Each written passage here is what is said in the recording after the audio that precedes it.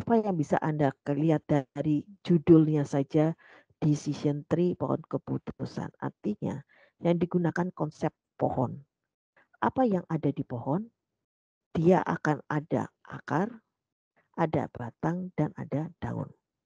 Nah, decision tree induction, kenapa tambah induction? Karena kita mau model, jadi istilahnya kasih decision tree induction. Jadi decision tree untuk masalah penetapan jenis hewan, maka kita lihat ciri-cirinya dahulu. Tadi beberapa ciri, tipe darahnya apa. Kita lihat di sini sebagai root node, akarnya. Kalau ciri khas, kalau Anda bayangkan, akar itu hanya punya, dia tidak ada yang masuk ke dia, tapi ada yang keluar dari rootnya. Maka itu di sini istilah root node adalah tidak memiliki edge yang masuk dan memiliki 0 atau lebih edge yang keluar. Jadi dia tidak hanya satu, bisa lebih dari satu akarnya. Akar itu spasi, jadi bayangin aja akar, dia masih punya cabang, dia bisa keluar, jadi kayak dibalik akarnya justru di atas, dia akan membentuk pohon tumbuh kita ke atas, itu adalah ada batang, ada dahan, nanti ada daun. Terakhir adalah daun. Nah, oleh karena itu istilah-istilah itu di sini akan bentuk rootnya di sini. Terus ada lagi setelah itu internal node. Node itu ada, internal node itu adalah ada satu tepat satu edge, ini kita sebut sebagai edge, dan yang masuk dan ada 2 atau lebih edge yang keluar. Itu yang kita sebut sebagai internal node. Sedangkan untuk leaf atau terminal node, nama saja sudah terminal node, berarti node yang paling akhir, sehingga setiap node yang ada kita sebut sebagai terminal node adalah di mana setiap node memiliki tepat satu edge yang masuk. Ini hanya satu edge yang masuk. Sorry. Satu edge yang masuk, tapi memiliki tepat satu X yang masuk dan tidak ada yang keluar. Jadi dia ada satu. Jadi yang ini kita sebut root, yang ini internal karena masih ada yang keluar. Sedangkan sudah ada yang keluar maka kita sebut sebagai terminal node. Jadi 3 topik, 3 yang mungkin Anda sudah pernah pelajarin di struktur data sebetulnya hal seperti ini. Jangan saya struktur data, jadi mungkin juga ada bukan di struktur data, terus analisa algoritma, kadang-kadang ada juga istilah ini pasti akan muncul. Atau ada juga di teori graf. Ini dasarnya dari teori graf, kita buat disease tree. Tree itu pohon. Kumpulan dari tree apa? Pohon adalah forest. Forest itu adalah hutan. Itu istilah itu semuanya dari alam kita bikin seperti itu. Oke, sampai sini sudah ada yang jelas.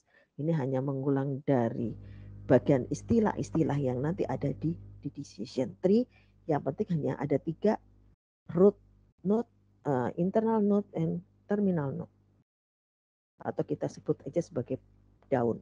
Daun itu benar-benar terakhir, udah nggak ada lagi di ujung daunnya sana. Kecuali di internal node-nya bisa ada. Oke. Kita lanjut.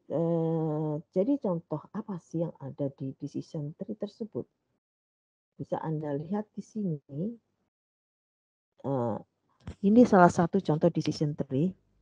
Ini ada data refund, ada marital status, ada taxable income. Yang tadi sudah saya katakan. Di sini kalau dilihat, datanya berupa data kategori. Kalau di sini berupa kata income continuous. Nah, bagaimana sih kita menentukan mana yang akar, mana yang internal, mana yang leaf atau terminal node. Nah, nanti akan ada timbul di decision tree ini atau pohon keputusan ini pertama menentukan rootnya. Nanti ada perhitungan bahwa jenis algoritma apapun nanti ada di sini cara menentukan rootnya. After that, setelah itu kita lakukan split attribute. Jadi split attribute, kita share atribut yang refund kita ambil. Terus kita mau kemana? Ke marital atau ke taxable. Nah, di sini kita ada perhitungan nanti kapan kita masuk yang di sini itu marital atau tax. Nah, itu ada nanti perhitungan sendiri. Kita umpamanya di sini contoh marital status. Nah, nanti lihat lagi di marital status seperti yang tadi di root itu kan ada kelasnya kan. Root itu kan di sini ada kategori ada yes sama no. Ya ini yes sama no yang kita masukkan. Di marital status pun sama. Dia ada single, ada married. Kita lihat sini karena kategori. Nah, terus kalau di sini kita married, kenapa bisa berhenti? Ada pertanyaan sendiri kapan kita berhenti di sini. Nah, ini single atau divorce kita masukkan ke tax. Ini masih urutan seperti ini. Nah, nanti ada pendapatannya yang dikurang dari 80. Ini kalau continuous bisa dirubah menjadi bentuk kategori, bisa jadi seperti itu. Baru kita bisa tentukan dia termasuk kelas yang cheatnya yes or no. Jadi decision tree selalu bentuknya seperti ini.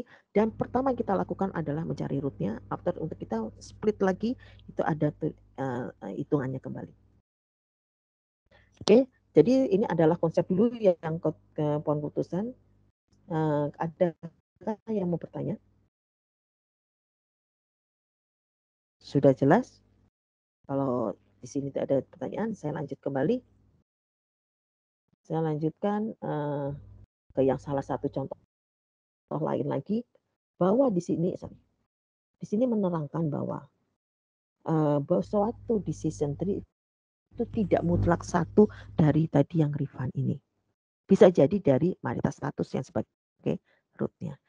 Bisa juga taxable jadi rootnya. Nah, nanti kita akan belajar di situ bagaimana cara kita menentukan root yang mana kita gunakan. Jadi dapat di jadi cuma 10 mungkin marital status yang jadi ini. Kalau datanya lebih banyak kemungkinan besar bukan marital status yang menjadi rootnya. Semuanya ada perhitungannya di sini. Oke, ini tadi sudah proses klasifikasi decision tree.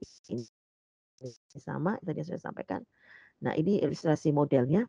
Kalau umpamanya sudah jadi pohon kita, data baru kita coba lakukan mulai dari rootnya. Kita punya data uji seperti ini. Bagaimana dia bisa kita tentukan cheatnya dia positif, dia yes or no. Ini perjalanannya. Kita tentukan refine-nya, kita lihat dia no. Oh berarti jalan ke sini. Oke, kita lihat habis no, kita lihat marital statusnya. Statusnya apa? Ke yang mana? Ke yang merit. Apa yang terjadi? Taxable-nya pakai enggak?